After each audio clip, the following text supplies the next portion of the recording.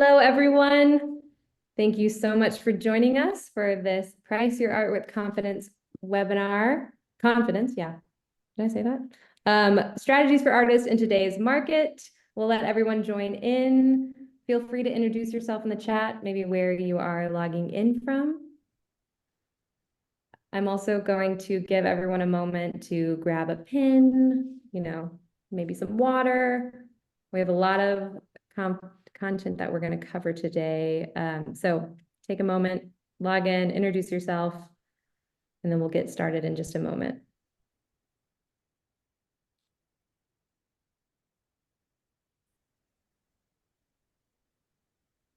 I also have a poll that I'm actually going to launch that is just helping us kind of get to know who's in the audience.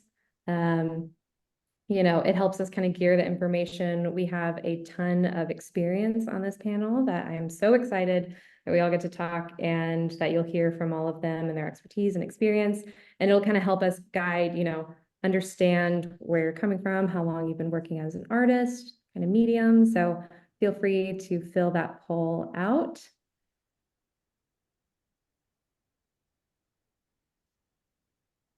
And then I don't know, Jody, Shelley, Kate, can you see the results of the poll on your end yet?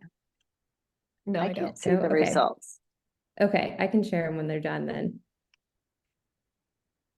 Hello. Hi from London. I'm currently in London as well. Hi, San Diego. Hello, Susan from Pittsburgh. Oh, this is so amazing. It's so fun to see when you have a Zoom conference where everyone is joining from. That's what's amazing about technology. And what we really love about these webinars is we can have people join from all over the world and get to experience conversations like these. So thank you all so much for joining. I'm going to move on through as you're filling out the poll to a few housekeeping items. So yes, we are recording. We will share the recording afterwards in a follow-up email. Have no fear. If you need access to captions, you can click the little show captions button that should be on your Zoom menu. And then for introductions and technical support, use the chat. So as you can see, the chat can get really busy and sometimes questions can get lost in the chat.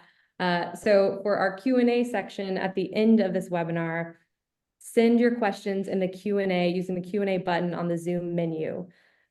That is how they will not get lost. We'll go through them, and I have two of my colleagues on here as well from Artwork Archive, Katie and Anna, who will be looking through those questions, answering throughout if they can, and then making sure that you get answers at the end. If you need to contact Artwork Archive at any point, you can contact us via email at team@artworkarchive.com. You can also contact us via chat on artworkarchive.com. So if you don't get your question answered, or if you have any, thoughts, feedback, or also you just want to reach out, you can always do that after the webinar as well. And then if you're brand new to Artwork Archive and you're joining this webinar and you have no idea who we are, I always love to do a really quick little intro just so you kind of have some context. We are a cloud-based art inventory management system. So we've been around since 2010, one of the first cloud-based art inventory platforms out there. And essentially, we're an all-in-one solution for inventory, client management, career growth, super user-friendly. I was actually using Artwork Archive as an artist before I joined the team. We are global, so we have artists in over 130 countries. And we really try and emphasize organization, helping you protect your artist legacy and helping you grow your career. So if you have no idea and you want to get started, we have a 2-week free trial.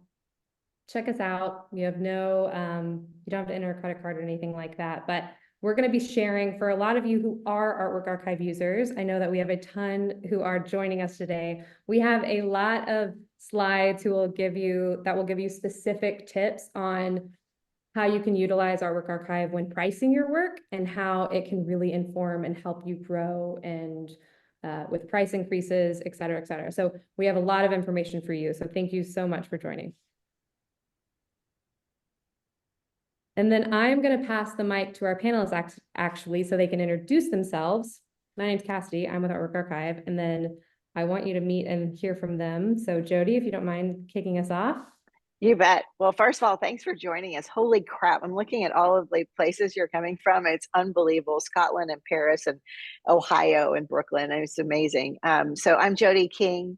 I'm a seven-figure artist, but I've been painting for 21 years. I've been a professional artist for a long time, and I priced my art really poorly in the beginning. So I feel like I've made a million mistakes and have learned from them. So hopefully myself and the other amazing panelists here can share from experience. But now I've got a podcast called the Honest Art Podcast, which is in the top 5% of podcasts worldwide. And I am a mentor and a coach, and I help artists who are, ready to go hard and make this like their full-time gig. So I'm really honored to be here, and I'm grateful that you're here as well. Thank you, Jody. We're so glad you're here. Shelley, I guess I'll just pass the mic so we don't have to. Yeah. I'm Shelley Bierman. I am based in Atlanta, Georgia. I have been on the business side of the art industry my entire career, so about 15, 16 years now. Starting out with a art business master's degree from Sotheby's Institute of Art. And from there, I've worked in several different roles in the art business sector, including fine art insurance broker, gallery manager, studio manager, and now I am a artist manager, a fine art appraiser, and an art consultant. And as an artist manager, I help contemporary artists run their business. And so I work as one of their sort of team members, as one of their advocates, and I do everything to run the business from day-to-day operational tasks like invoicing, client communication, managing pricing structures, of course, which is what we'll talk about today, up to high-level strategy, long-term goal setting, and marketing plans. And I'm excited to be here today with these wonderful panelists. I'm excited to talk to you all, so I look forward to getting started. Thanks, Shelley. We're so glad you're here with us. Kate, on to you. Great. Hi, everybody. I'm Kate Joyner, and I have been a professional artist for about 8 years now. I went to San Diego State a long time ago and studied art, went back to school and got my degree in 2016. And I paint, I say unapologetically, in acrylic paints. I do primarily landscapes, and I'm pretty much at this point navigating through a mid-career level of art, just through going out there and doing the steps of trying to build an art career. So hopefully I can share my own personal experience with you and help you out with that. And thanks everybody, and thanks to Artwork Archive, which I absolutely love, for inviting me to be here. So welcome everybody. Thank you. Thank you all. Thanks, Kate. Gosh, I just got so excited again. We're gonna have so much fun. Kate also is going to walk us through. She has very graciously provided us some very specifics in terms of price increases, and she's also walked us through how she's used Artwork Archive. So I thought that would be really helpful for those of you who are using the system. Okay, poll. We are done with the poll. I'm going to end it actually and share the results just so everyone can kind of see some of the information. So kind of all over the map, which I love. Yeah, this is fantastic. Yeah. A lot of painters. Someone in every single medium, someone working in every single medium, which is amazing. And it looks like we're all selling all over the place as well, which, we're kind of doing it all as artists, aren't we? So this is great. Okay, I'm going to stop sharing. And a few more kind of intro slides. So just to give everyone an overview, this is what we're going to be talking about during this webinar. We have a ton of information. We've got, a little bit of time. We've got enough time, but obviously this is such a huge topic. So we're going to go over why is pricing so difficult, where to begin, what to avoid. We're going to introduce some common pricing formulas and talk through them, when to increase your prices, price increase examples, and then we'll do the Q&A. So send your questions through the Q&A section, and those will get answered towards the end. We're not going to do questions throughout the webinar, just because sometimes that can kind of stunt conversation or take it in a direction that where we can't cover all the information. So we're going to try and keep that to the Q&A section in the end, but still send them all throughout the webinar. Okay, our first question, why is pricing so difficult? There's no one size fits all formula for art. Jody, I actually wanted to ask you, as a coach where you work with artists so much, what are some of the common pricing mistakes that you see artists make? Well, I think I'll speak to my pricing mistake, and I see this with other artists as well. But one of the hardest things is that it's really hard to discern the quality of our own art and therefore price it on quality, right? I mean, and we're going to talk later, I think, about a formula, how do you use, I like to use real estate as a kind of an example for comps, but the hardest thing is like, how do you know that your art is good enough? And like, for me, I remember I was selling direct to collector, and it's so funny because everybody loved my art. Everybody, meaning my family, my friends. like I didn't. So I just thought, oh my God, my art is so good, right? And it actually kind of sucked. And so when I went to put it to apply to galleries and things, they were like, yeah, no. Absolutely not.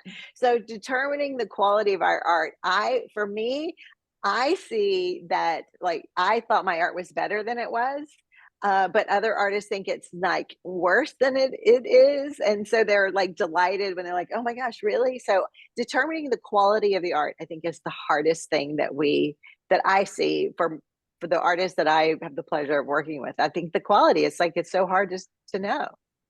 That's so true. I also realized I want to ask everyone who's in the audience, why is pricing so difficult for you? So I know that you probably on the registration form can send some questions, which we took into account with all of these slides, but let us know. So why is pricing so difficult? Why do you feel, if maybe it's really easy for you, and thanks for joining us anyways, but if it's super difficult, is it because, yeah, it does not seem dependent on quality, hard to know your worth, stick with it?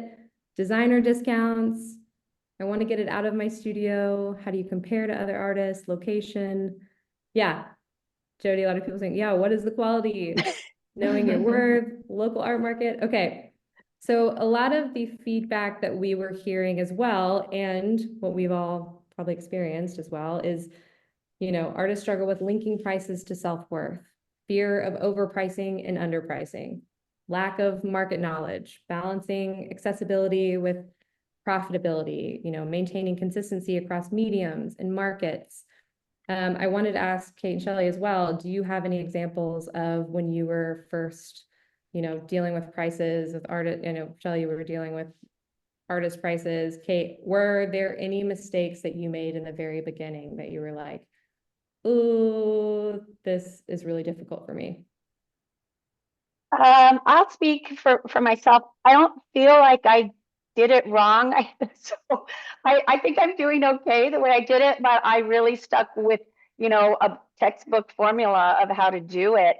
And when I mean, it was definitely scary, especially when I started to, I first started out and I'm like, maybe I'll get $150 for this painting, or, you know what I mean? It's kind of tricky, but when you realize that you can sell to someone besides your friends and family, and it's not that lower price, and then also the difficulty of deciding, I'm going to put 4 figures on this piece, and that's really daunting, going to that level.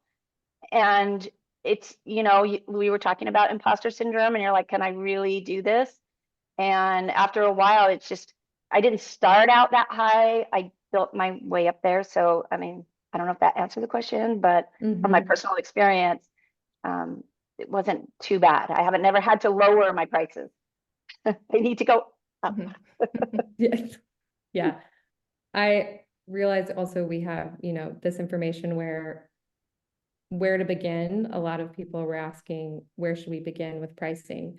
I also wanted to ask, actually, Shelley, how have you seen artists overcome pricing being so difficult? Is there a moment that you feel like you've witnessed where there's like an aha, or is it kind of an ongoing process? Yeah, it's definitely an ongoing process, and I wouldn't say there's any one aha moment. I think one thing that all artists can do to feel consistently confident in their pricing structure is to choose a pricing formula that works for you, and we'll get into more specifics about that in a little bit, and stick to it. But in addition to that, keep some sort of record of your pricing.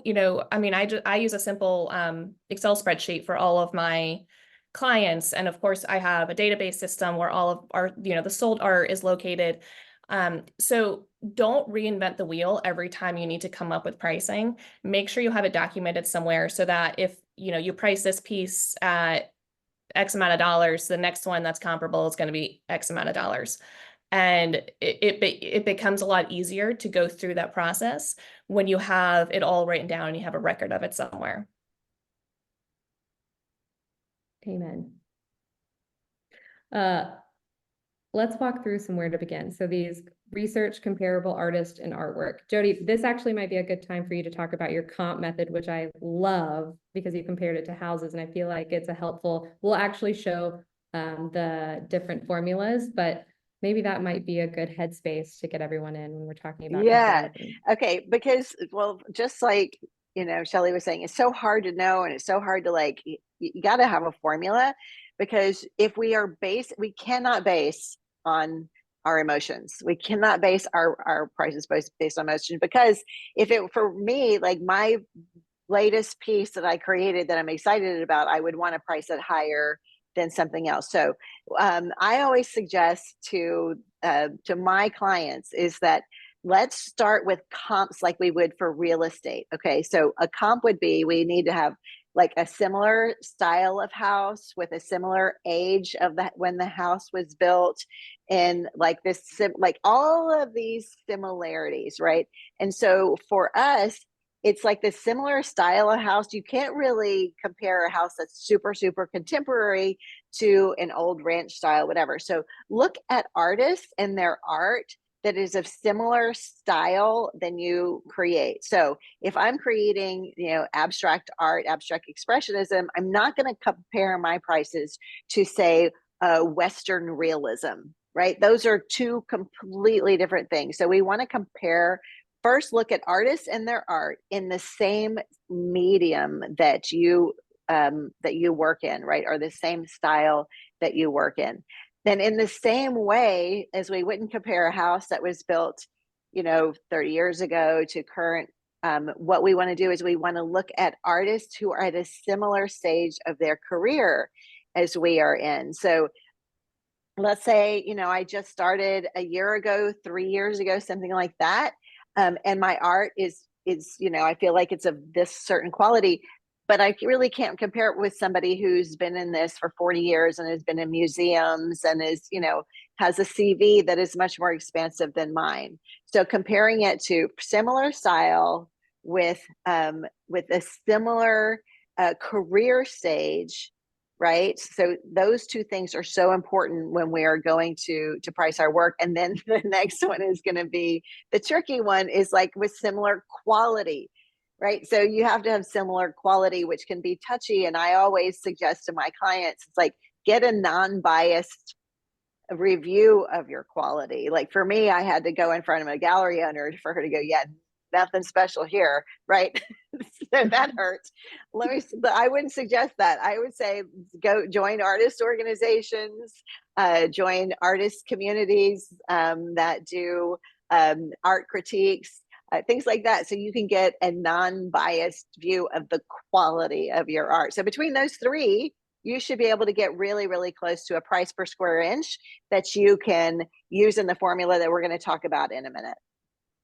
That reminds me, do you have any tips for, looking on Instagram? Is it websites? Is it galleries? Like, where are Great some question. places that you feel like finding comparable artists helps? So that's a great question, because a lot of times like galleries will gatekeep the pricing of their artists. So it's kind of hard to find the pricing sometimes.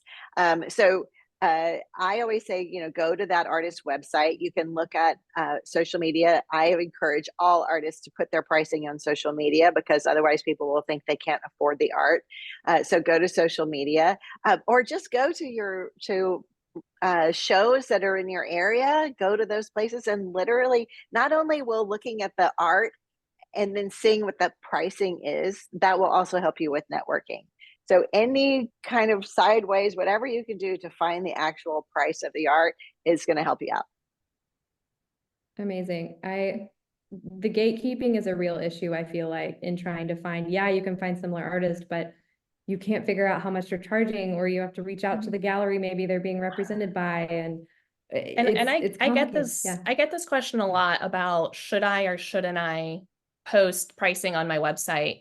I get that a lot from artists, and my personal philosophy is that, you know, if it's under a certain price level, let's say that's 2,000 or 5,000, you know, it's okay to post on your website. But if you're selling things for, let's say 20, you know, 10, 20, $30,000, it might be a bit of a sticker shock for people. So maybe at that point, it's more of like a inquire for pricing type situation. So, I don't think there's anything wrong with posting pricing, kind of to a point. And then you also have to, and we'll all hear this topic over and over again, you do have to keep all that pricing consistent with all of your sales channels. So if you do post pricing on your website for pieces that are available in your studio, that has to be the same price as a comparable piece that's being sold through a gallery or another sales channel.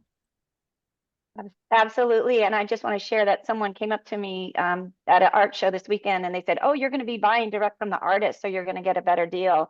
And I quickly corrected her, and I just said, that is not the case. And if a gallery found out that you were actually selling your stuff lower than what they were, you would be out of that gallery in a heartbeat. So yeah, you'd be in a lot of trouble real fast. Yeah. And you don't want to get that reputation in the market either, because if one gallery, you know, galleries talk, everybody talks, it's a small industry when you get down to it.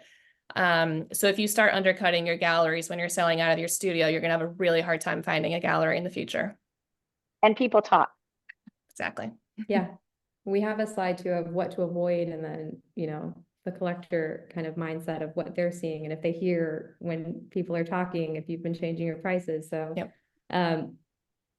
With the beginning, just these last few points, I want to make sure that we kind of set the groundwork before we go to formulas of really understanding what goes into pricing. So I feel like a lot of artists also, personally, actually, I guess I can speak for myself, I might be selling my work, but I'm never actually making a profit because I'm actually not understanding the true cost of my expenses, because I'm not properly keeping track of them, or I'm just pricing, not realizing, you know, the materials are actually needing to be, you know, I need to raise my prices. You know, I feel like those are things that a lot of people do not take into account. They might say, okay, you know, I'm just going to do this number, but really their practice, whatever their medium is actually really expensive. They have way more expensive materials, or maybe, you know, they're framing in a certain way. Like, all of this is really important to know, and your market and location. You know, are you in a rural setting more than an urban setting? I mean, all the artists you're trying to compare to, like Jody was talking about, are they in a really big city where this type of art is just, you know, everything and more? Or, you know, are you kind of in a setting that is a different market? Are you online, in person? Are you needing to factor in gallery commissions? So, you know, are you working with a sales representative at all? And you need to kind of consider that, because you think you're pricing in one way, and then, you know, that commission cut happens and it actually is not profitable or sustainable for you. So our whole goal with this conversation too is to help you have a sustainable art career. And I feel like pricing is a really big part of that, because it might not be that you are not able to sell your work because of the work. You know, sometimes it's pricing, sometimes you're undervaluing it, all factors in. So it's worth considering every single aspect of what goes into pricing when you are struggling with it. And I think to this point of, sorry to interrupt somebody. No, I was going to ask, anyone have any more points before we move on to the next slide? Yeah, so just part of this factoring in the gallery commissions, as I said, you do need to keep your pricing consistent between all your sales channels. But let's say you've been selling out of your studio since you began as an artist, and that's all you've known, and then you do get picked up by a gallery. And so now all of a sudden, you know, you're used to making 100% of every sale. Now you're going to be making 50%, but that might be an opportunity in conjunction with your gallery to increase your pricing. You know, when there's a big exhibition or an opportunity like that, that would be a good example of considering a price increase. But then again, it would have to increase even on pieces you're continuing to sell out of your studio if that's part of your arrangement with your gallery. And also to that point, lean on your galleries for advice and ask them what they think is sustainable for their clientele. And, there's also kind of, if you're in a rural town, in, Iowa, and now all of a sudden you're selling at a gallery in New York City, perhaps you've priced out your local collectors, and sometimes that happens. I mean, that's, you also kind of have to weigh those pros and cons at the same time. That I brings don't- me to a and I- question as I Okay. just want to say, I don't think that any collector or anyone that's bought your work is going to be disappointed that you raised your prices. So Exactly. if you bought them at that point, I mean, sometimes they're like, oh, I can't afford their work anymore. But maybe they got something when it was and you were local, like you said. But I don't think they're ever really disappointed because they have Right. more value in the piece that they have. Yeah, exactly. I just want to say something real quick. I've just been looking at the comments, and some people are worried because we're talking so much about galleries and gallery pricing, and for people who are not in galleries. And so, like, that's a really valid point. But to Shelley and Kate's point as well, it's like where regardless of where you are, it's really the consistency, which is kind of how we got onto the gallery thing. So the consistency and pricing, not on emotion, but based on a formula. And then if you do get in a gallery, just make sure that pricing is consistent throughout your work. So I know people are a little like, wait, I'm not in the gallery. How is this? Just as long as you have your own formula, that's what you can go by. You'll be fine. And I've only been in a gallery for the last year. So I can speak to that. Like, it's not just about galleries. So we'll get into that too. Yeah. Yeah, and I feel like, artists are showing in so many different venues. There are so many places where you're exhibiting your work where maybe there's, a cut that someone takes, maybe there's not. But just to consider, if you are exhibiting your work in any way, the cost of that exhibition as well. A lot of the time, the cost is on us to frame it, to hang it, to, do most of it, the marketing for it. So just consider all of that. That's all a part of your business. Here are some main things to avoid. So we kind of already spoke on those, emotions. I do find a lot of artists, and I've actually talked with people who have, they really believe in pricing on what they feel emotionally is the value of their work.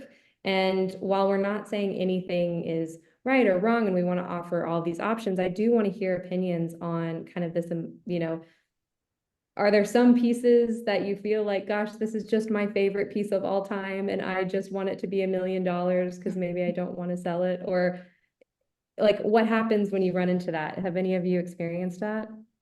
I have pieces that are like, you just step back and you go, wow, excuse me, that's like my favorite piece ever. And I'll hang it in my home. And then the price for that will, it actually is not for sale, but if somebody wants it, it's for sale, real expensive. I'm in the same boat. I don't want to hang on to anything. Mhm. I have one son, and I do not want to burden him with a ton of work at the, when something ever happened. It's like I love my work, but I'm not, there's some that are really, really special, but the right price, I guess. You'd also be surprised how often what's a favorite of an artist or of one of my clients is not a favorite, never sells, even if it is for sale. It's amazing how often what we think is our favorite is not a favorite to our collectors, and vice versa. Sometimes the thing that we thought was, not the best ends up selling first. So it's true. so hard to know. So That true. is so true. One of these that I wanted to touch on was relying on discounts. So Shelley, I feel like you see discounts often, and I wanted to ask you, you kind of talked about when we were talking earlier about don't rely on discounts. Why is that so important? Right. Don't price your work at a level that you expect to give a discount every price, every sale. The price is the price, and you'll hear me say that all the time. This is the price. If there's an extenuating circumstance, it's going to the trade, a designer or a consultant, that's fine. Friends and family discount, fine. But don't price it at a level that you're expecting to give a discount on every single sale, because it causes your collectors to lose confidence in your pricing ability, and it devalues your market. If somebody reaches out to you and before there's even, a conversation, you're offering a 20, 30, 40% discount, your collectors will lose confidence in your professionalism and your ability to price your artwork. So it's okay to use it as a sales tool. Don't expect to use it on every single sale. Do you find that, this is for all of you as well, when artists are quick to discount or quick to say, like a friend reaches out and you're like, oh, okay, you can have it for this. Like, is that more of a you problem? I'm asking maybe for myself. It feels like maybe that, yeah, what you're talking about, Shelley, it's a confidence of not standing behind your prices, even when someone's not asking for a discount. Yeah. And I mean, if you're selling it to your aunt or something, I mean, sure, you can offer a friends and family discount, but if it's, your aunt's sister's neighbor, I mean, you have to stand by your price at that point. Not everybody gets a discount. Yeah, for me, it's like, oh, go ahead, Jody. No, I was going to say, I agree completely. Like it tends to be a self-confidence and a self-worth issue, because there are times when we just offer discounts and nobody is asked. They don't even they never intended to get a discount. And we just go, oh, I'll give you a discount. And they're like, okay, but that's like says something about you not really respecting or honoring your own work. And then I have other artists that I've worked with, and they want to go, I need to make some room in my studio, so I'm just gonna put it out there, it's 50% off everything. And I know Kate and Shelley agree with this. You don't want to do that, because basically what you're saying to all collectors and then the universe, nobody else wants this either. Right. No, nobody wants these paintings, so I'll give you 50% off. It's just, I haven't seen it work. Me neither. Yeah. And the whole rhetoric around, fire sale, moving sale, everything must go sort of thing. It's just, it becomes feeling too much like a commodity, or like something, that just needs to be sort of liquidated. And that's not really how we should be thinking about our art. Are there instances where you're like, I just need to move this? I just need to move these old pieces. Is that an instance then you can do a discount, or? I don't think you'll see the results that you're expecting, to be perfectly honest. I don't think that's the answer. I do have, like, I've done this. I mean, I'm going to share it out there, but I have done where I had certain pieces that I, just don't have stuff for, but I will invite friends and family, like 10 or 15 people, and I'll just say, come over, and I'm like, take whatever you want. It's this price, whatever. And it just kind of clears up for me, and I just kind of move on from those pieces. But it's never publicized. It's not, I don't know if that's a good idea, but it's just maybe super old work. Maybe I'm going to paint over it. I mean, if they don't take it, maybe I will paint over it. But I don't know. I just, like, it's someone that I'm very, very close to, and I know I always wanted something, and it's like, okay, here, get this, but I don't do that. I've done it twice, and I'm like, okay, I don't know if I'm going to do it again or not, but just, I don't know, for what it's worth. Yeah. And there's nothing wrong with that. I mean, and, again, maybe things aren't moving, maybe there's a reason, and you do just paint over it and start over. I mean, nothing wrong with that either. Exactly. And we're all, what I love about, all of these different perspectives too, is there's so much experimentation that happens where when you're testing out your customers and what do you need, our careers are long, and sometimes you do need to just sell some pieces, and you need to invite some people over, and you need to, move some work. And I think that that's all really valid. So I really appreciate you guys. Oh, I skipped to the end. Really appreciate you guys being honest and sharing what's worked for you and what's happened in the past. Okay, I'm gonna move quick. Sorry for anyone. This is a good point too. I just saw somebody mention, or donate it to an auction. That's a great way to sort of give back and move some pieces and hopefully get some more exposure in a different market. That's a good point. So now here are some common pricing formulas.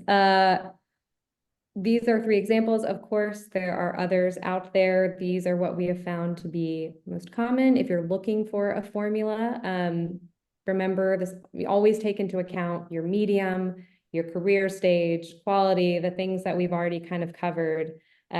Jody, I wanted to ask you, how do you recommend artists determine, which strategy or pricing formula will work best for them if they're looking at this and they're like, ooh, which Well, one? first I want to clarify that I mostly work with 2D artists who are painting. I do work with some sculptors and ceramicists, but primarily. So this square inch pricing is great for 2D artists. I will also say though that I work with artists all over the world, and sometimes depending on the where they are, they prefer to do the linear pricing or price per centimeter for linear centimeter. So just a disclaimer, everybody does something a little different. But for what I always recommend, so that I'm not pricing by emotion, is the square inch pricing, which is super easy to do, even for my non-math brain. So you just take the width and the height of the painting. So let's say it's a 30 by 30, right? That's 900 square inches. If it's a 30 by 40, it's 1200 square inches. If 24 by 36, you guys get the idea. I don't actually know what 24 by 36 square inches is. So y'all have to do that math on your own. But anyway, you take add the length and the width and the height, and you multiply that times a dollar amount per square inch. So what is really interesting is that research shows that if you're just selling primarily on social media, there's a sweet spot between 50 cents per square inch, $1.25 per square inch.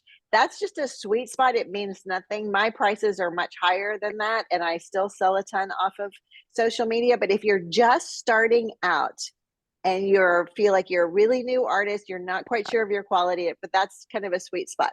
But but that's just keeps it easy. So let's say you've got a 30 by 30, and I'm only doing this because I can't multiply 24 times 36, but let's say you have a 30 by 30. So that's 900 square inches. And you have determined, based on other artists in your area, same quality of work, same type of work, all of the things we talked about earlier, that you're at about $1 per square inch. That's going to be $900. 30 by 30 is 900 square inches times $1 is $900.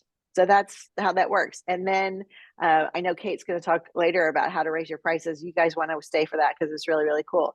But I think that's just an easy formula if you're going to do, per square inch pricing. And I wanted to say also that one of the comments, and this is something we all wanted to discuss, is that people often think that you need to, someone asked, what if something's more detailed than another piece? So if you guys want to at all address that and why you don't change your prices for that. Yeah. So if somebody here's the thing, some paintings paint themselves. Do you guys ever have that? How did that go so well, so fast? You even second guess yourself. And then other paintings, you have to wrestle to the ground for weeks, months, something like that, right? The collector doesn't care. It still has to be based on the price per square inch, whether it's easy, whether it's detailed, whether it's whatever it is. If it's the same medium, then it should be priced similarly for price per square inch. In other words, here's what I mean by this. So when somebody says something's more detailed, it's are we now painting in realism? And we were painting in abstract before, very different mediums, right? So it would be different pricing. Kate, is that what you were suggesting, or? Exactly. But as an artist, it's really daunting because how much time you spend, and I'm addressing to the audience, I just whipped that painting out, and like you said, the other ones you wrestle with. And it's how can I honestly charge this much because I didn't spend that much time on it? But it's the value of how many years you've been painting, the experience that you are bringing to that piece. It's not that actual piece. It's the hours and the time put in to get to where you are right now that determines your value and what your dollars per square inch is. Yeah. And somebody said, I price by size, not by square inch. So the thing is, you need to know the size to price by square inch. So it's not two separate things. They go together. They're hand in hand. And Jody, also, it's not necessarily the same dollar amount when you're getting smaller and smaller and larger as well, Right. because that Right. can There's kind sort of a be sliding uneven. scale there. Mhm. Yeah. So the way I do it is I have my sizes that are like the most comfortable for me that I paint the most often in.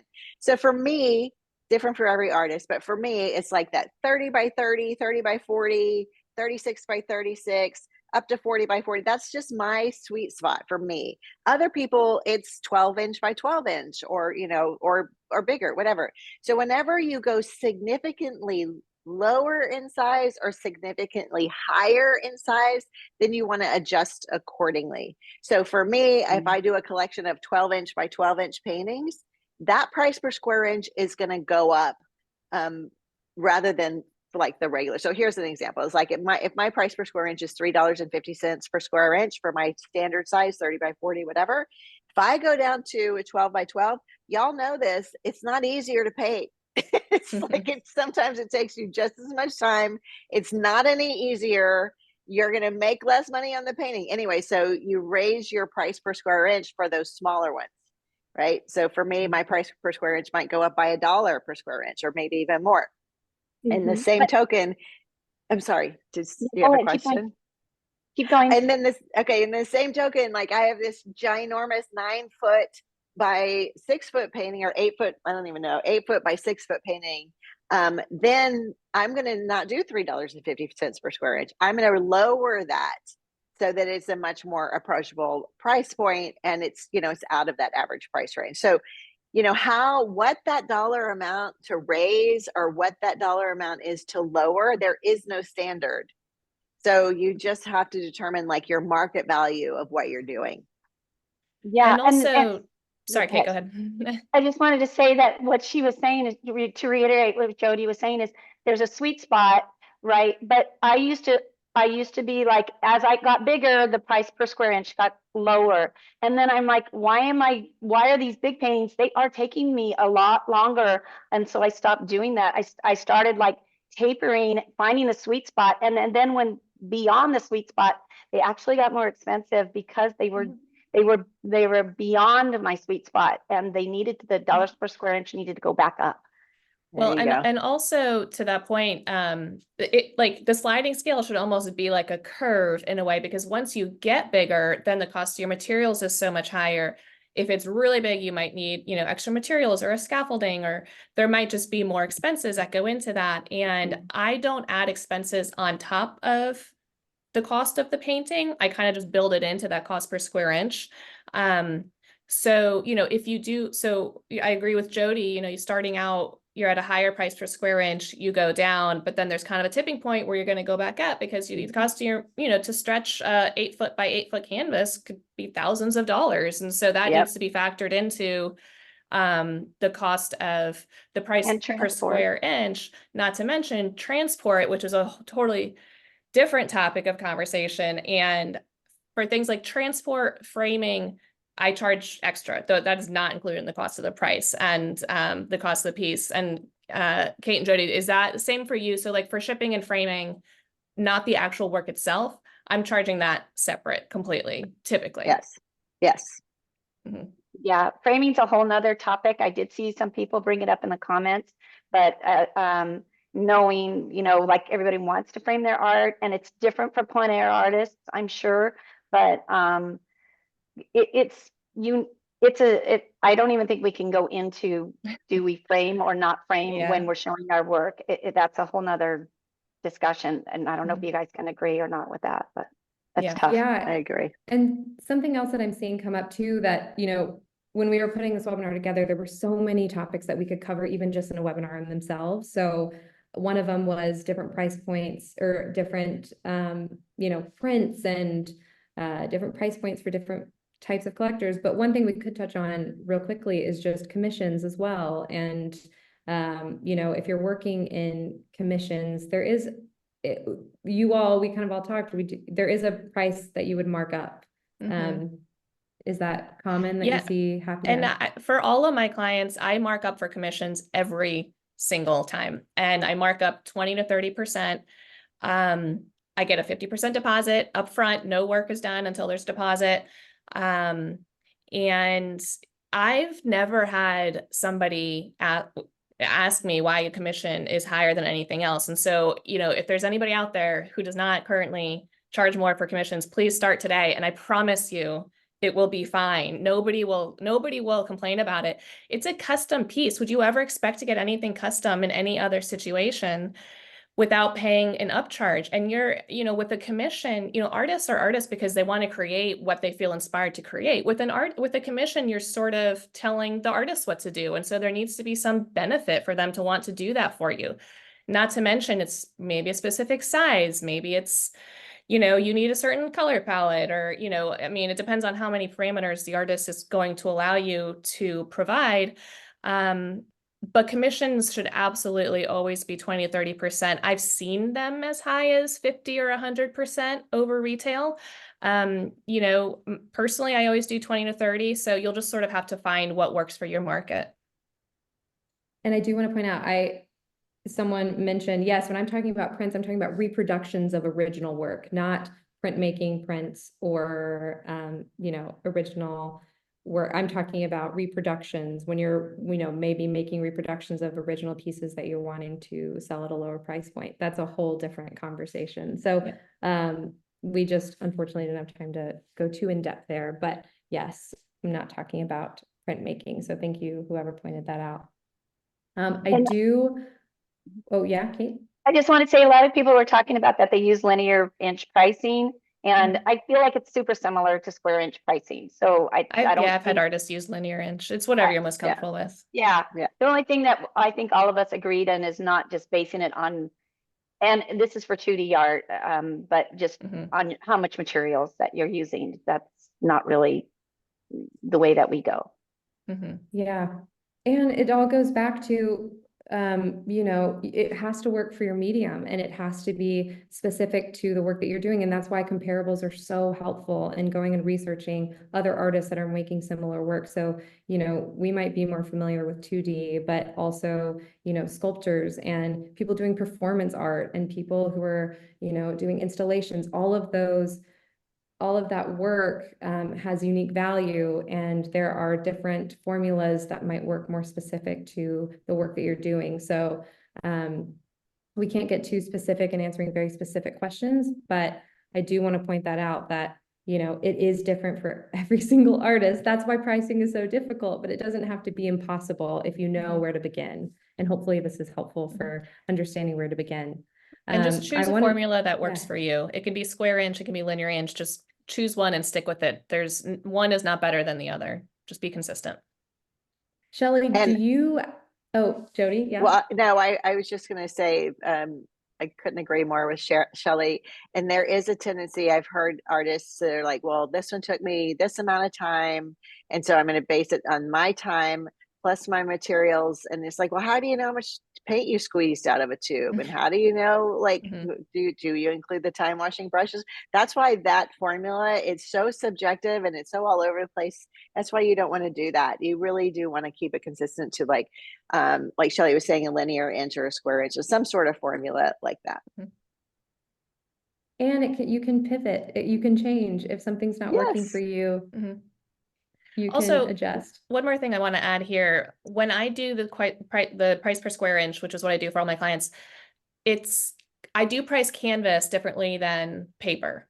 So that's something else. So the price per square inch doesn't have to be exactly the same across the board. So that's just, taking into consideration your substrate, and perhaps when you paint on canvas, you use more paint, you use more layers. When you paint on paper, it's a little more loose and minimal. So, consider the materials you're using as well, and the price per square inch may differ because of that. I also wanted to ask Shelley, you being an appraiser and an artist manager, are there specific tools that you use in appraising that you've applied to these pricing models, or how have those worlds kind of collided for you? Yeah, I use my background in appraising daily, especially when I'm pricing my artwork for my clients. In appraising, we use a certain set of value characteristics to determine the value of a piece of art.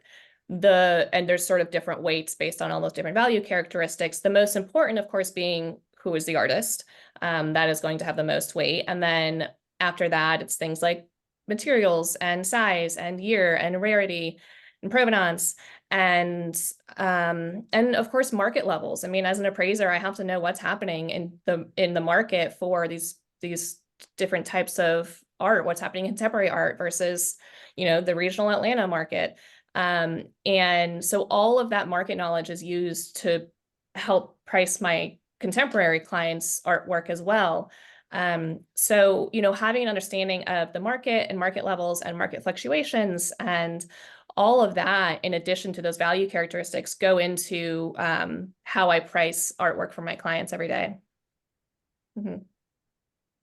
I really appreciate that. I think that also moves to, it moves to a slide where collection. I also have these kind of trickled in for those who are joining that are using Artwork Archive.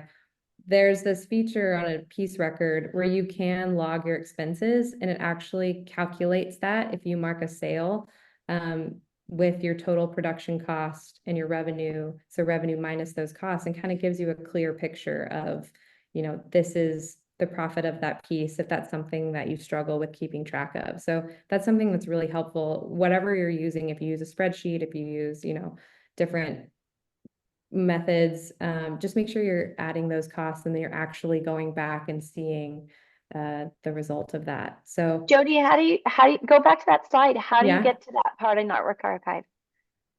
So this is on when you're on a piece record Mm-hmm. and you click on, so you're just on your pieces page and you click on an artwork, and it pulls up that piece record where you can kind of see everything on that page. You're not going to click edit. You're going to stay on the piece record and you're going to scroll down to the bottom right corner and it'll say, expenses.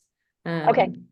And it'll say new expense, or income here. But this is after it's already marked as sold and it'll show the production costs, but it'll keep track of those individual expenses. And then they'll also populate on your expenses page. But that's something that a lot of people miss. So that's something I like to point out. That's cool. And then, the collector mindset. So we already kind of talked about all of these points, but Shelley, you actually mentioned that sales that you're seeing are requiring more touch points even. So, we can sell a lot in a certain season, and then all of a sudden it just feels like everyone's gone dark and you're like, oh my gosh, and you have this kind of existential crisis when there's a lot going on in the market and it depends on what's going on in the world. And so can you talk a little bit more about these touch points and what you've done and kind of how you've talked with the artists you work with to navigate for them to not freak out maybe, or? Yeah. And I will start by saying, the market in, let's say 2020, 21, 22, in the pandemic, we were seeing these outrageous sales cycles and people were snapping up work sight unseen on Instagram, with very little consideration. And so a lot of artist businesses in those few years were sort of going bananas. Collectors had a lot of extra cash. We weren't spending it on things like travel or fancy clothes because we were all at home. And so a lot of people were putting their money into art at that point. So, come 2023 into 24, I'm sure a lot of people on this call have noticed that sales have been sluggish. They have dipped. And it's not the frenzy that we were seeing in the pandemic. And, there's a lot of factors there. There's, interest rates had been rising. There's talk of recession. The art market is always bad in election year. So there's a lot of those factors happening.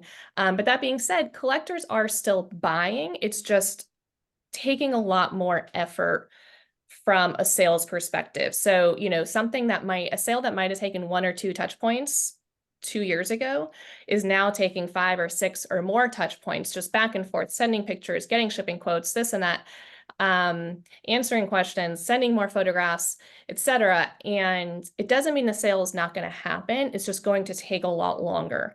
I have clients that have come back, to me in the last couple of weeks or couple of months that I talked to 2 years ago about a sale, and they'll come back and say, oh, is this piece still available, or is she still taking commissions, or etc. So don't give up. At a certain point, you sort of have to accept the fact that perhaps the sale is not going to go through, but don't be discouraged because you never know what's going to happen in the future. And it's a strange market right now. And if anybody feels like they've had a serious dip in sales in the last year or two. You're certainly not the only one. I promise it's not your work specifically. It's at all levels of the market. We're seeing it even at the highest levels of the market, you know, at Sotheby's and Christie's and blue chip galleries. Everybody is seeing a pinch right now. So it's not just, you know, our local markets here. It's been a tough couple of years across the board.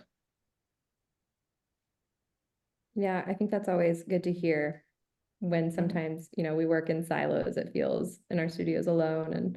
And so it's always nice to hear when you're like, okay, maybe, you know, I wasn't crazy. And I could talk to those other points on the slide there. Sorry, I didn't realize I didn't know if I should keep going there about the discounts and everything else. Yeah, we kind of talked. I guess we talked about some of that. Yeah. Yeah. So I guess we did sort of touch on this, but you know, if I go back to a client, I don't find offering a discount necessarily closes the sale. It becomes more about does the collector want to part with their money for a piece of art or not? Are they going to put that money into something else? So sometimes on a commission, maybe I'll offer to shorten the timeline. Maybe, you know, we all have commission minimums, a minimum size and price. Maybe I'll offer to do a smaller commission to get a sale or something like that. But I'm not finding offering huge discounts or even small discounts is really moving the needle in one way or another. And maybe people have a different experience. I only know what I know. I manage, you know, a handful of clients and I manage them all fairly similar. But I'm not finding that. I know we've talked about discounts a lot. I'm not finding that they're the greatest sales tool right now. Yeah, I feel like what I'm hearing you say is stand by your prices, be confident. Once again, and be consistent. And be consistent. If that's the only takeaway from this webinar, everyone, then you know, we've done our job. So let's move on to price increases. You know, this is kind of a conglomerate of different, you know, things that we've been talking about, but does anyone have any insight or thoughts that are percolating with how often you've raised your price? So, you know, it's kind of common every year. Do you have a specific month that you found that you're like, you know, I raise my prices every year, this amount of time, or has it kind of changed each year for you? Well, I know Kate's got some great information on this. I can't wait to, I think I'm more excited about that slide than any of them, but because it's so clear in how she does it. It's so interesting. But what I always say is for the artists that I work with, let's see some really consistent sales and like selling out of your work consistently, because there's a tendency to be like, oh my gosh, I haven't sold anything in 7 months, but then come that 8th month, I sold 3 pieces, better raise my prices. It's like, no, let's see consistently how you're like, can you not keep up with your art? You know, can you not keep up with the sales? Like there's so many other things that go into it rather than just having, you know, one good month or a year. To me, it's like chronologically, I don't necessarily raise my price after a year. I raise it based on like, am I able to keep up with the demand? Yeah, and I think it's not a one size fits all formula for this specifically. You know, like I was saying, back in the pandemic, pieces were selling so quickly, and a lot of people went through these wild price increases that just were not sustainable. And so sort of small, consistent price increases, I think, are the way to go. However, you know, in 2023, I don't think I raised any of my clients' prices because sales were so sluggish and it felt like there was a dip. It just didn't feel like the right time. So I also don't think saying every March I'm raising my prices 10%. I don't think you could be quite so black and white. It really depends on the market and your collector base. And it's really kind of a case by case basis. Yeah. And I think that what you all have mentioned of just keeping track of those sales and really understanding is the only way that you're going to have clarity. It's like knowledge is power. So make sure that you have a place that you are able to keep track of these. You're able to look back. So then you understand, oh, I made this many pieces. So we're going to actually show an example. Kate has a fantastic, well, actually, let's go ahead and Kate, and we'll come back to this slide. Kate, thank you Yeah. so much. She has graciously offered to be as transparent as possible so that we can kind of see someone do this in real time. So can you kind of walk us through this diagram and what was happening? Sure, sure. So you can see from me starting out, I said I was doing professional art since 2016. So I guess before I was really using Artwork Archive and anything like that, I kept everything on a spreadsheet and would write down when I sold a painting and what the name of it was and whatnot. And I tried to get close to $1 a square inch, just kind of going on what they say to do. I'm like, okay, I think it's this. Not making any of them like super expensive. Just trying to do the formula. And then of course 2020, things like everyone said, everything online happened. People started buying stuff online. And through social media, I also did a little project. So I was able to do like a whole bunch of paintings, offered some discount, not a discount. I just said I was going to do these little mini paintings. And so I sold 20 of them. I go, but you're going to get a painting sight unseen, and it's this price. And that's how come that number was high in 2020. So still I was at $1 a square inch. And then I noticed, moving on to 2021, I usually do this around January. I'm super goal oriented. So I'm like, okay, I'm scared. I need to raise my prices because I can't paint at this level. I can't paint at this volume to sustain the prices. So I thought, so I raised it a little bit. And also I considered that at that point, I'm going into art shows, group shows, getting into maybe a museum show or a store or someone that wants to carry my work that sells art. So now you got to consider you're not just selling to friends and family anymore. You're selling to, you're going to have to pay that 40 to 50% in there. So how are you going to calculate for that?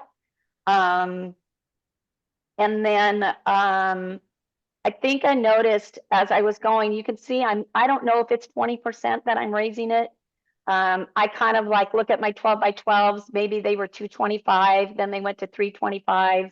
Now they're at 395 and they need to go up for next year. But I think each year it's a little bit, like I said, daunting, but I feel very confident based on what I've sold. So I'm not taking one sale. Like I've sold plenty of large paintings, but I'm not saying, okay, I just sold a really big painting and now I can raise my prices. I just reevaluate and look at overall all of the sizes, what sizes are selling, what the dollars per square inch is. Super, get into the nuts and bolts of it, and try to do it in that way. I mean, but I feel like, everybody has a little bit of imposter syndrome through this, but it's hard, but you have to really have confidence that this is the value, and I don't need to discount it when someone walks up because I have the background and saying, okay, this is what this is what people are buying it for. It's just plain and simple, and having that confidence and working your way through it. And I feel like my numbers are really high, but I really put myself out there in multiple channels to, and not high in price, but high in volume. But I put myself out there to multiple places, showing up at shows, going to do group shows, going to do pop-ups, doing whatever I got to take at this level. I know what level that I'm at and where I'm growing out of right now. I'm about ready to price myself out of some of the shows because my prices will be too high, but I will be in another place. But I didn't expect it coming out of the gate. And I wasn't so in love with my initial pieces that they were overpriced. Then I couldn't sell any, and then I got discouraged.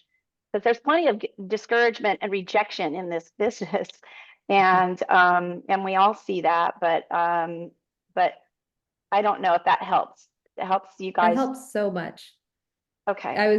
This was the other slide that you had that I wanted to touch on too. That was your insights when you were looking back. Does this speak to the other diagram as well? Yeah, exactly. Well, I used this, and I actually used this kind of through Artwork Archive, and I was able to say, okay, how many 8x8s did I sell and how many 12 by 12s? My goal as I go is that, first of all, I want to paint big. I like painting smalls. I'm comfortable painting smalls and bigs. And we know that smalls sell, they're affordable, approachable entry point for people. But I want to sell bigger paintings. And so and raise my prices at the same time. And so I had to take a look and see, okay, what's happening. And by actually creating those new bigger pieces and putting them out in front of people and selling them, then I'm like, okay, great. Now I can take it to the next step. So it's all methodical, step by step of how I can, level up in our careers. I loved this point that you made. So I retraced your steps. So for anyone that's using Artwork Archive out there, you were saying that you were using the note section. So whenever you're raising your prices, one, you go in and you put what the price used to be, and then you keep track of what you raised it to on the day, just so you always have that for your own info. And then another one, and we're sharing these slides with everyone as well, so don't worry if you're missing some of this info. Another one was the filtering. So you go and you filter by the pieces, like you just told us. And I just loved that. I haven't done that. And so I thought that was such an incredible tip. Yeah, to you just go filter in. by size. Yeah, and by the year, so you can see all those pieces in a year. So that was so helpful. I wanted to go back to this, and before I want to leave time for questions. So we're going to wrap up in a little bit with the actual slides, but I want to talk about communicating price increases. So I think that's really intimidating to a lot of artists. You need to raise your prices, but you're really maybe scared to tell other people. Jody, how do you work with artists if they're feeling, nervous about communicating it? Is there a mantra, or is there something that you tell them to start with? What's your go-to? Well, I think the first thing that we do is we've got to work on our personal self-worth around the price increase and everything. So my mantra is always, I'm a mother forking artist. I said forking, just so you know, forking. I understand my audience. Anyway, like really being able to sit in that, and there's that confidence, like Kate was saying, like, these are my prices. This is what they sell for. The only way these prices are going is up. But we've got to feel that kind of in our bones, and we can still be scared, right? So we can still be scared and do it anyway. But when you have the numbers to back up, this is how many I've sold, this is how I keep selling, like, that's so good. So the number one thing I would, when I'm working with clients to raise their prices, is for them to understand the value of what they do. It always starts with us as artists and understanding that. And then, oh my gosh, then the first time you sell one at that price, and then it's like, you're off to the races, right? So true. And also, like we were saying, but also for me, like in my email blasts, or maybe online or social media, I'm assessing in the end of the year. This year I already know I have to raise my prices for next year. And now my next step is to communicate that through an email blast, through social media. And anybody that has bought a piece isn't going to be upset that it's going up. And I'm just, they're just average people too, that like art and they want to collect it. And they're like, hey, everything else has gone up in value. And if you look back to 10 years ago, what the cost of a painting could have cost is, let's just say it was $400. With inflation, that should be $550 now. So, we're in the mindset of what we kind of thought initially how much our art was worth, but you got to take that out and not, what I'm trying to say is that it's not just that old number from a long time ago where we initially thought, if I ever sold a painting, it's going to be this much. But you have to do all of these steps to create what your price in, and then calculate what the value is today, 2024, 2025. And because, like I was talking about before, the sales cycle is taking so long. When I quote commissions, I typically say prices are valid for 30 days. If that client comes back 2 years later, which, trust me, has happened, and the price has increased in 2 years, that price was only valid for 30 days. 2 years later, I'm not honoring a price from 2 years ago that I quoted you. So you also have to be confident in your price increases throughout the year, even when people know what your prices were a couple of years ago. And, it's original art. There should be some sense of urgency to it. And, honoring a price from 2 years ago is not necessary. I mean, you go through price increases for a reason. And again, you have to stand by your pricing and be confident and know you increased for a reason and not feel like, oh, well, I quoted this other price, maybe I should honor that. You don't have to do that. The price today is the price today, not the price that it was 2 years ago. And if you look at historically, artists, if you look at, okay, well, so-and-so, well, that's their work. That's some older work of theirs. Well, and most of the time that's more valuable, some of their older work, because people are like, or should we not discount our older work? No, I mean, that's not how it works. But also here's the other thing is that I know people are scared, they're worried. Like some people say, I don't announce that I'm doing a price increase, and I just do it quietly. And that's like, you do you, that's fine. But there are some value. There are some, clearly I'm not an English major. There is some value in announcing to your email list or to your social media or to your galleries or to your art consultants. There is some value in announcing that, because that creates the sense of urgency for people who maybe have been on the fence a little bit about your piece. And so announcing that the prices are going up can create a sense of urgency and some sales around it. So I get both sides. Like, I just want to do this quietly and just, okay, that's good too. But there can be some great benefits to announcing it. I want to make sure we have time for questions. So I think we've got about 20 minutes left because we're doing an hour and a half. So I'm going to actually turn the mic to Katie and Anna. I know that you've been monitoring the questions. I could talk to you forever, all three of you, about this for so long. There are so many rabbit holes we could go down, and we've got some great questions coming in. And also thank you all for being so vulnerable and honest and encouraging. And this has just been a fantastic conversation. So I hope everyone out there is enjoying it. Please keep your questions coming in. Katie, let us know if there's any specific ones that would be great to start with. Yeah, we've gotten so many great questions. So thank you for submitting those. Some of the common questions that we're getting, a lot of specific questions about different mediums. We've gone over painting and more two-dimensional art. And I know that is, your expertise, but do you have any recommendations for people working in three-dimensional work? Lots of questions coming in from ceramics to steel sculpture to video work, questions about prints. But if you have any suggestions or what you've heard from your peers about three-dimensional work, that would be great. I think we can keep the same basic principles. And again, what Jody started with, and I also use this method in appraising, is just looking at your comparables. Go find comparable artists working in a comparable medium, sort of figure out what, it wouldn't be price per square inch if it's a 3D work, but something similar. And the basic method is the same. You're looking for comparable pieces by comparable artists in a similar phase of their career. I think all three of us are most accustomed to 2D work. All my clients are painters, but the basic principles would work the same in other mediums as well. Yeah, great. Thank you. And then, go ahead. Jody, you have more? No, I was just going to say, just keep in mind, just like the size, like 30 by 40 or whatever, the size, when you're talking about 3D, the size is going to matter there as well. So, like find a general price, and then you can work based on size to follow up with like what Shelley was saying. Exactly.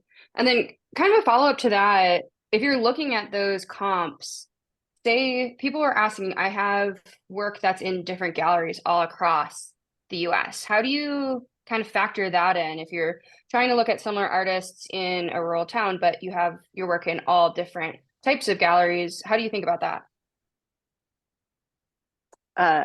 If you're going to ask me, like I just did a podcast earlier today where there's a woman, an artist. She's so good, and she lives in this tiny little town in Alabama, and that's where she started, was in Alabama. And it was great because it was her acquaintances, her neighbors, or like all of that, right? And so she had a lot of support. But then as she has been using an email list and putting it out on social media, it's just selling and her prices are going up. And so she's worried about pricing out you know, these people in her rural small town. And so she had to ask herself, what is it I want as an artist? Like, where do I want to go? Who do I want to be? What do I want to accomplish? And so she is like, you know what, I want to go on a national or maybe a global level. And so she starts pricing galleries that are across the country or maybe are in some bigger cities. And so then, you know, I guess we've been saying before, you've got to have consistent pricing throughout. So in that case, it's kind of scary because you don't want to upset the people like who were your bread and butter when you first started, but those people are going to be excited for you because like you just made their art more valuable. The art that they bought back, you know, when you were first starting out, you just raised the value of that art. And so think about where you're going and where you're headed, and you're going to have to price your art based on that because you have to keep it consistent. And at a certain point, you know, you may start with a smaller regional gallery, and hopefully if this is, you know, your goals, you continue to grow and get into larger galleries and bigger art markets. And eventually, you know, you do outgrow those smaller galleries, or maybe you outgrow your first collectors, and that's okay. I mean, that's all part of building a business and being an entrepreneur and increasing value and creating value for your early collectors. And that's part of it. You know, you will eventually grow out of certain galleries, and that's okay. But, you know, if you're in a rural, let's say, gallery in Alabama, and all of a sudden you get picked up by a big gallery in New York City, then yes, the prices do have to match. And a rural gallery in Alabama probably won't be able to sell at the same price level as somebody in New York City. That's really insightful. Thanks for sharing that. And then we're getting lots of questions about frames. And Kate, I know you had some thoughts about this. I know you work a lot. You've been thinking about how to include frame pricing with galleries. Can you talk about a little bit your thoughts around frames? Do you have any advice for that? I don't know because I'm struggling with it as just as much as everybody else. Because here's the deal is, you know, I know what my price is for my art. And if I add the frame, I mean, I'm sure everyone's dealing with this. I add a frame and I have to pay full price for that frame. Let's say that frame is $600. Well, the gallery just took 300 of that. So now I've just lost $300 in that frame, you know. So do I up the price? This is something maybe more for Shelley, because it's such a, you know, they look beautiful framed. And again, this could be different for plein air artists because they traditionally always frame their work. So Yeah, maybe Shelley would be better for that. The framing stuff, a lot of my clients, I would say most of my clients work on canvas. Many of them don't frame their art. They choose not to. And, you know, they might finish the sides, paint the sides nice so that you don't have to frame the art.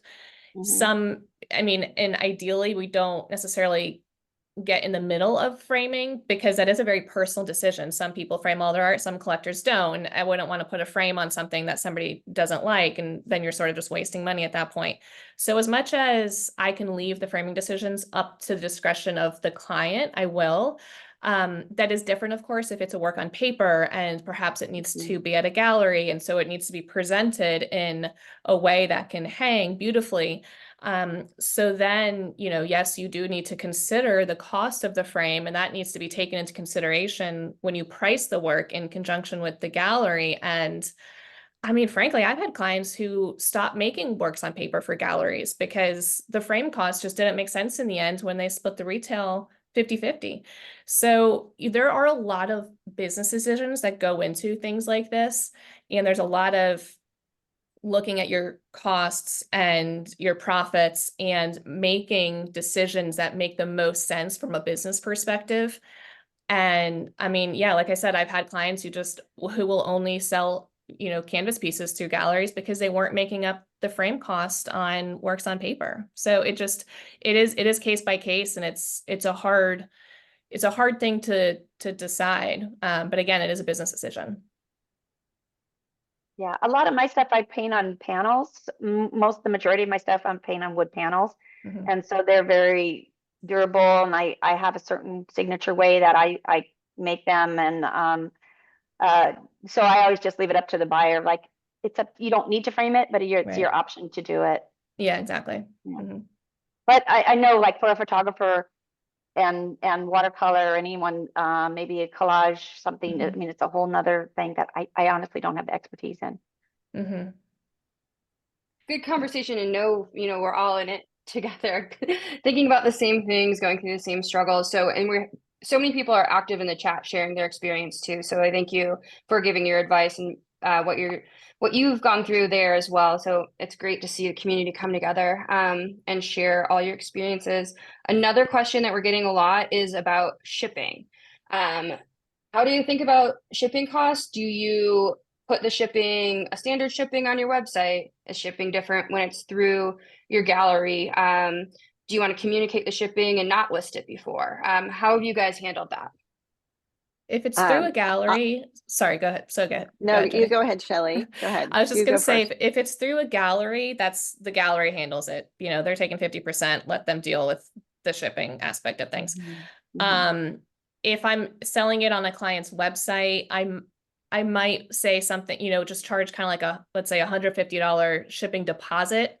And then I'll have some verbiage saying this is shipping deposit based on where you're located. We will obtain accurate shipping quotes and reach out, after the sale or something like that. So, framing or shipping is never included in the price. It is always in addition to, and that is usually quoted in some of these, 5, 6, 7 touch points I have with collectors. It's usually discussed within that, and I'll go get a accurate shipping quote from either UPS or a courier or a white glove shipper, or whoever I'm using for that particular piece. So I love this because my answer is different than Shelley's, and this is so perfect because it just shows you everybody.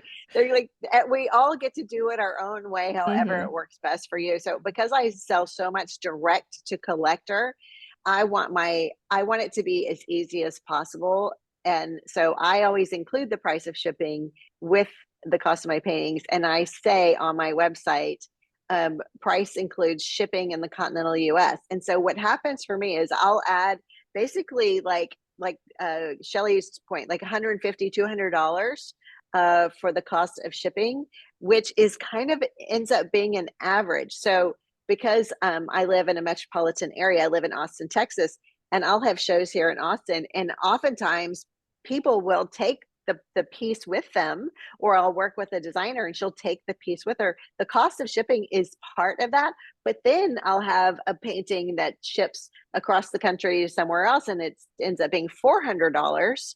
And so, but I'm not losing any money because it's kind of offsets the ones that were, hand delivered to a client's home versus others that were shipped across the country. So it comes out kind of as an average of so I add the cost of shipping into the price of the painting just so that the collector knows, oh, I'm all in at this price, plus tax, by the way, plus tax. So, but so it just depends on like kind of how you're selling it, I guess.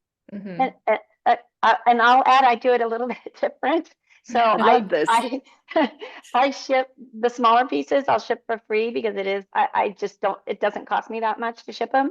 But on a larger piece, especially if it's on canvas, I first of all, on my website, on some of I said, if it's a larger pieces, please contact for shipping rates. I'll figure out how much it's gonna, cause it's not just shipping, it's packing. And that's a whole nother issue on big paintings. But what I'll tell them, especially if it's on canvas, I literally will say, if you want it, I'll send it rolled. I'll call a framer in your area, and this is how much it's going to cost you to get it stretched. And this is how much it's going to cost to ship. So that way they're saving that. I just try to say, I can ship it as is, it's going to be $500 to ship, or I can ship it rolled and I'll help you find a framer and you can get it stretched and you'll be happy and it'll be easier and the painting won't get damaged. I've started doing I've started shipping a lot of pieces rolled as well to cut down on shipping costs. Because shipping, especially I have some artists who paint really big, like, 8 feet long type thing. And so to ship that across the country could be over $1,000. And so it's a lot easier it's easier, one, to unstretch it, roll it, ship it, get it restretched, at its destination. It's also a lot less likely to get damaged, as you said, when it's rolled instead of, in a crate or a box or something. I mean, I've had forklifts go through stretched paintings before. I've had everything happen, all sorts of things to, I started my career in fine art insurance, so I've literally seen everything.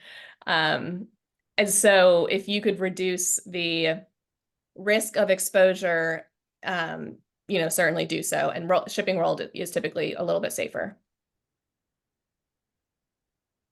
Great. I love all these methods. Thank you for sharing.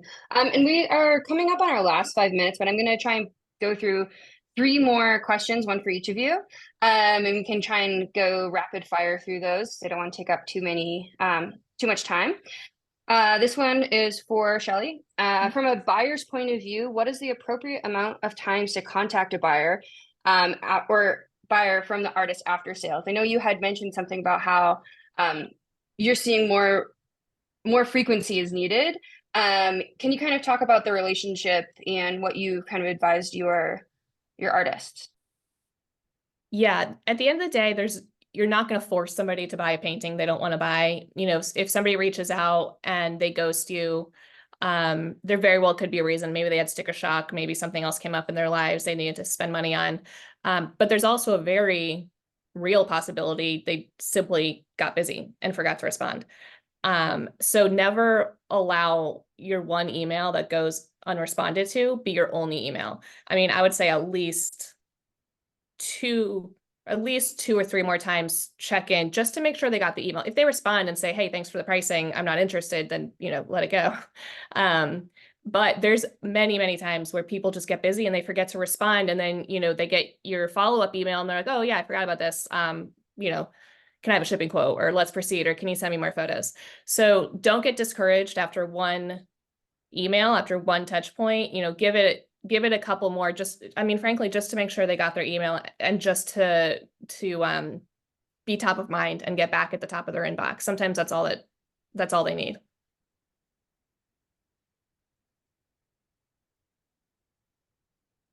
Exactly. And then Kate, you work in editions. There's a lot of editions. Print questions are coming in. How do you think about pricing prints differently? Does the size of the print run matter? If you're only printing 10, are they more expensive? If you're printing 100, are they less? Do they go up if more are selling? Sorry to give you a tricky one. Could you answer that in 2 minutes? Yeah, just I'm going to be honest. Okay, I'm just going to be really brief because I think it's we all wanted to talk about it. There's not enough time to talk about it, unfortunately. So we're hoping for another webinar. I do open edition prints and I do limited edition prints. They're on different types of paper. And they're like different archival things and selling points for them.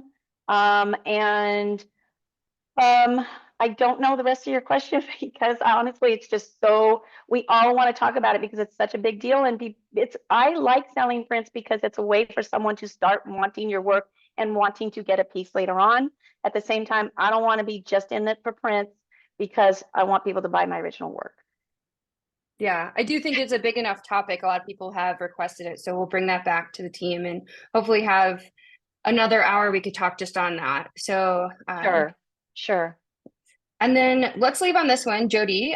This one's for you. You have some great advice about this. How do you confront imposter syndrome with pricing?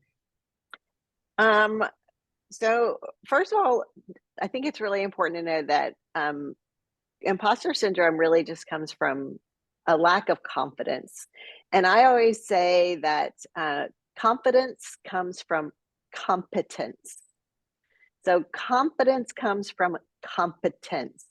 And usually when we can become more competent in either like making better art, like, do you need to take a workshop from somebody? Do you just like you guys did today, right? Just doing this free webinar, you're going to have more confidence as you go pricing. So when it comes to pricing and imposter syndrome, get really clear that the work that you're doing is worth the pricing that you're putting it there for, right? So that in and of itself really, really helps with imposter syndrome. The other thing that I have found really helps with the clients that I work with imposter syndrome is to personify it.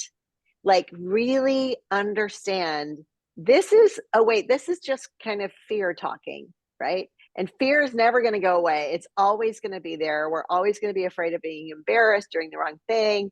Who do you think you are? Like all of that kind of stuff, right? And so I like to personify that fear and give it a name. So it's just like in The Little Mermaid when Ursula was trying to steal the Little Mermaid's voice.